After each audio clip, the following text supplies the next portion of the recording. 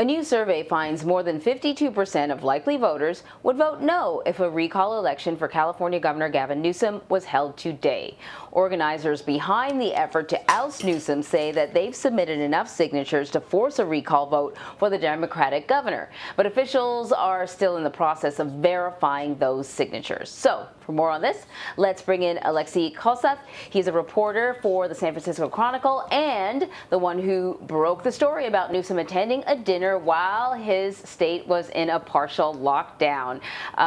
Before diving into what the survey could mean for the governor, can we just talk a little bit about the three men behind the recall effort? They recently launched a podcast called Friday Night at the French Laundry, which is the name of the restaurant where Gavin Newsom was found eating. Can we sort of talk a little bit, about the fallout from him being caught at that dinner? You'd think it was kind of a minor misstep, but it turned into a major deal for him.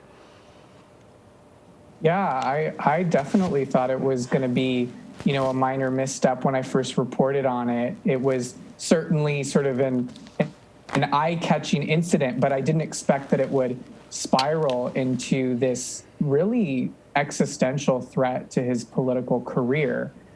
I think the reason is because it crystallized for people, a lot of people who were frustrated with him, exactly what it was about his pandemic response that they were so irritated and angered by, which was that he seemed to have this sort of elitist, above the fold, better than everybody else sort of approach to governing, whether or not that was true.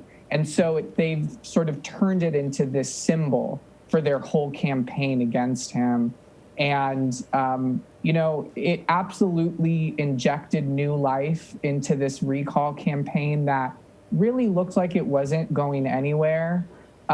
This is actually, probably the third serious attempt to recall the governor just since he took office in 2019. And they had a November deadline and had only collected, maybe a third of the signatures they needed to get on the ballot. So without getting the extension that they did from a judge to collect more signatures, and without this French Laundry scandal sort of turning all this attention onto the governor's missteps, the recall might never have gained the traction that it needed to make the ballot. So, as we said earlier, a new survey from Probowski Research found that if a recall was held today, more than 52.5% of likely voters would vote no. 34.6% would vote yes, and 12.9% are unsure. So, what does that say about Governor Newsom's popularity in the state? When you see numbers like this, a governor, a politician, generally they'd say the numbers are in my favor.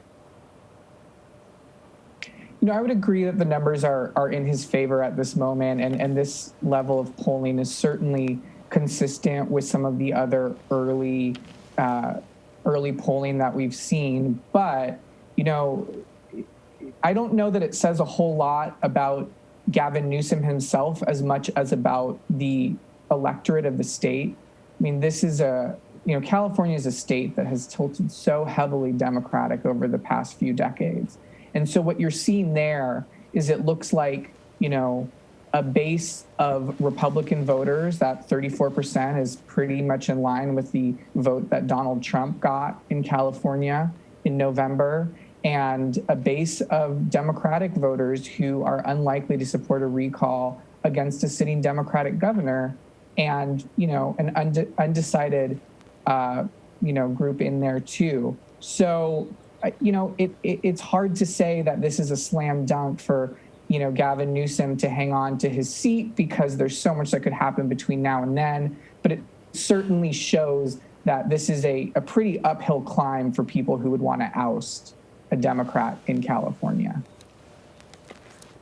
So let's sort of explore the possibility, though, because as you point out, a lot of things can happen between now and then. And I think if there's anything that we've learned, it's that this pandemic and the way that it goes and the way that it's handled can, can improve a politician's viability, or can tank it right away. So what options do Democrats have if there is a chance that Newsom could lose?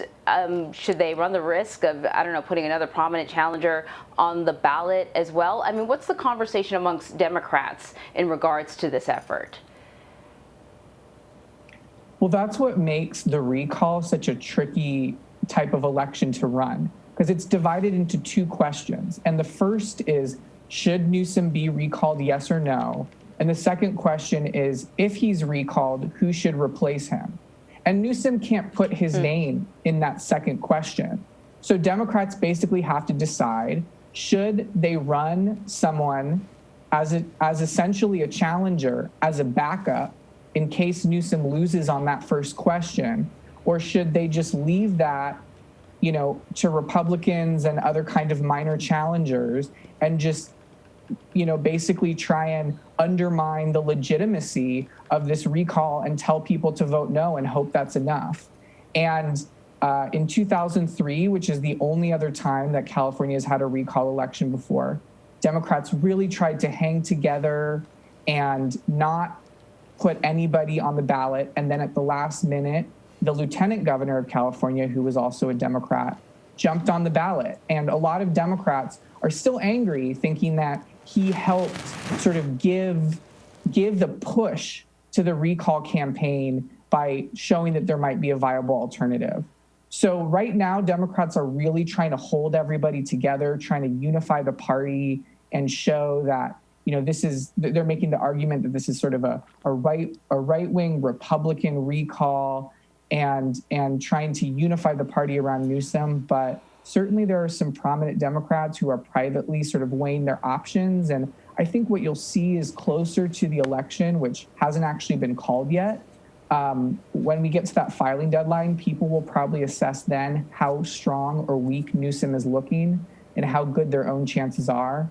Because if they run and he doesn't lose, then they've sort of basically spoiled themselves with the Democratic establishment in the state probably forever. So right now, are there any standout Republicans entering the race to replace Newsom?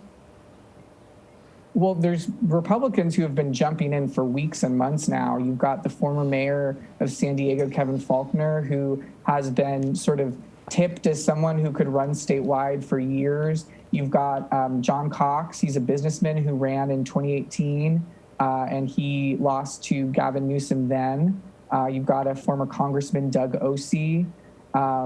And there's some rumored, challengers out there too, including the former Trump administration official, Richard Grenell. So it could definitely be a large and interesting field. In 2003, there were over 130 people who ran, not all major, but it's a pretty low bar to get on the ballot. And so you're looking at a lot of people who are likely to at least be considering their options. Alexei Koseff, thank you so much. Thanks for having me.